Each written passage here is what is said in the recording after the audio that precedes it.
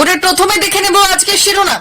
স্বাস্থ্যে আর্থিক অনিয়মের অভিযোগ তুলে সরব শুভেন্দু, পাল্টা আক্রমণে কোনাল। আমরা খাবো কি? খাবার নেই, পানীয় জল নেই, হাহাকার পাঁশকুড়ায়। মুখ্যমন্ত্রীর দ্বারা তৈরি বন্যা, বিস্ফোরক সুকান্ত মজুমদার।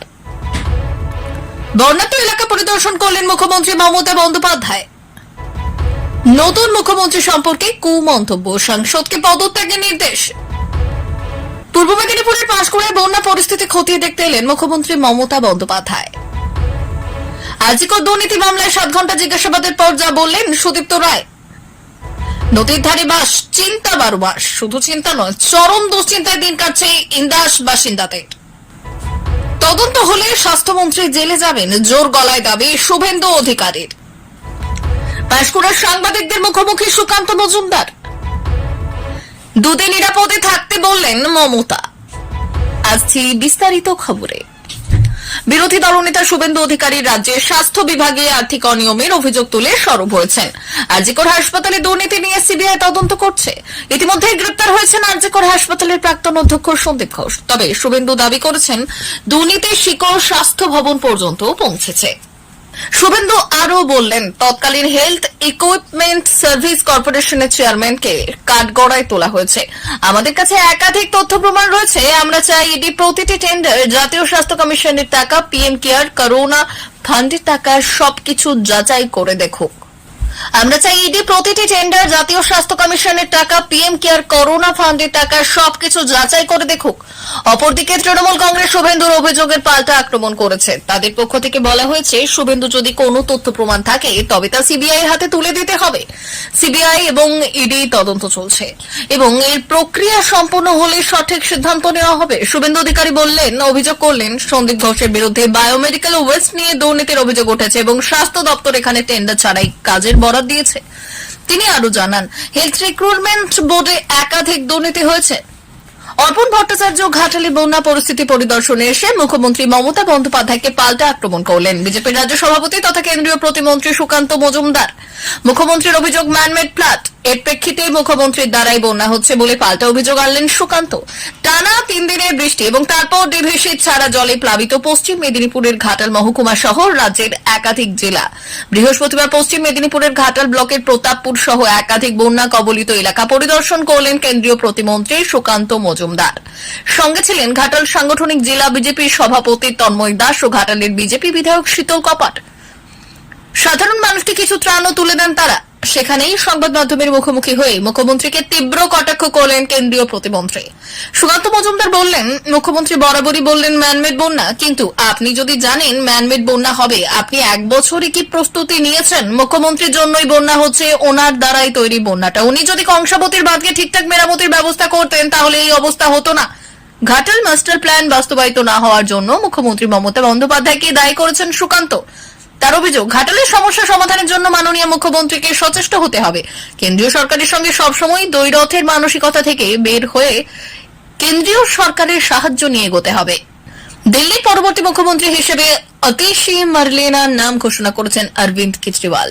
তবে এই ঘোষণার পর আম আদমি পার্টির রাজ্যসভার সাংসদ স্বাতি মালিওয়ালের বিরুদ্ধে অভিযোগ উঠেছে যে তিনি মার্লেনাকে পুতুল মুখ্যমন্ত্রী বলে কটাক্ষ করেছেন। এই পরিস্থিতিতে কেজরিওয়ালের দলের পক্ষ থেকে মালিওয়ালাকে সাংসদ পদ থেকে পদত্যাগ করতে বলা হয়েছে।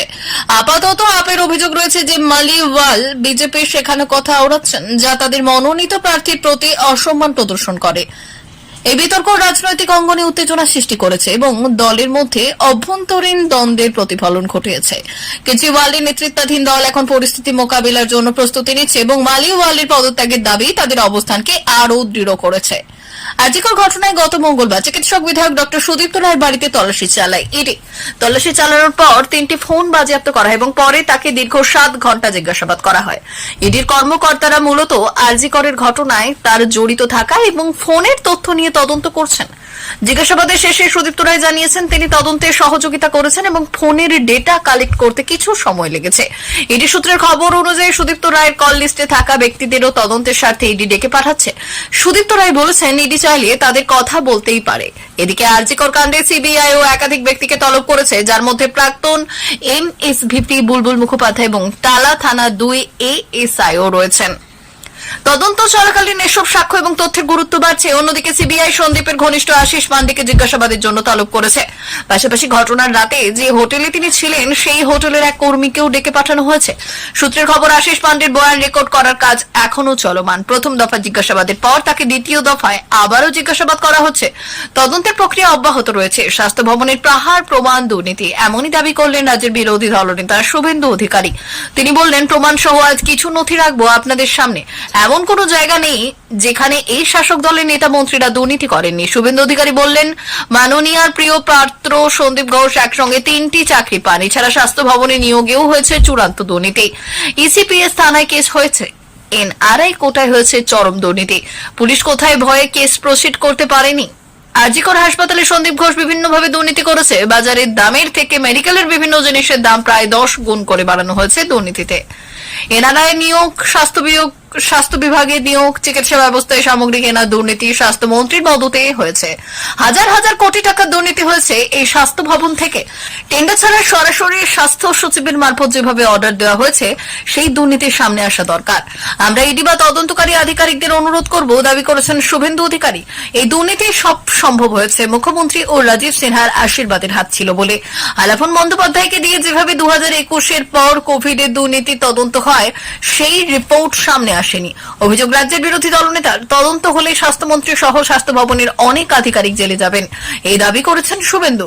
বাংলার মুখ্যমন্ত্রী মমতা বন্দ্যোপাধ্যায় বৃহস্পতিবার পাঁশকুড়ায় বন্যা পরিস্থিতি পরিদর্শন করতে গিয়ে উদ্বেগ প্রকাশ করলেন। তিনি জানান, ঝাড়খণ্ড এবং বিহার থেকে ডিভিসি আরো 5.5 লক্ষ কিউসেক জল ছাড়িয়েছে, যা পরিস্থিতিকে আরো জটিল করে তুলেছে।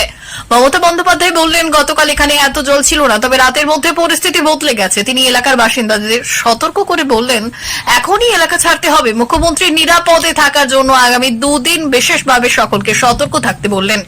তিনি জানান, সরকারিভাবে ত্রাণের ব্যবস্থা করা হচ্ছে এবং প্রশাসনকে ত্রাণ কার্যক্রমের অবস্থা খতিয়ে দেখার নির্দেশ দেওয়া হয়েছে। এ সময় তিনি জানান, অবিলম্বে প্রয়োজনীয় পদক্ষেপ গ্রহণ না করলে পরিস্থিতি আরো খারাপ হতে পারে। এই অবস্থায় সরকারি সংস্থাগুলির পাশাপাশি স্থানীয় মানুষদের মধ্যে সচেতনতা বৃদ্ধি করাও জরুরি। মমতার এই সতর্কতা সামাজিক মিডিয়াতে আলোচনা সৃষ্টি করেছে এবং আশা করা যাচ্ছে যে পরিস্থিতির উন্নতি হবে। মুখ্যমন্ত্রীর উদ্যোগে জনগণের নিরাপত্তা নিশ্চিত করতে প্রশাসন সর্বাত্মক চেষ্টা চালাচ্ছে। প্রিয় দর্শক, আমাদের চ্যানেলের নিয়মিত ভিডিও পেতে চ্যানেলটি সাবস্ক্রাইব করুন। ধন্যবাদ।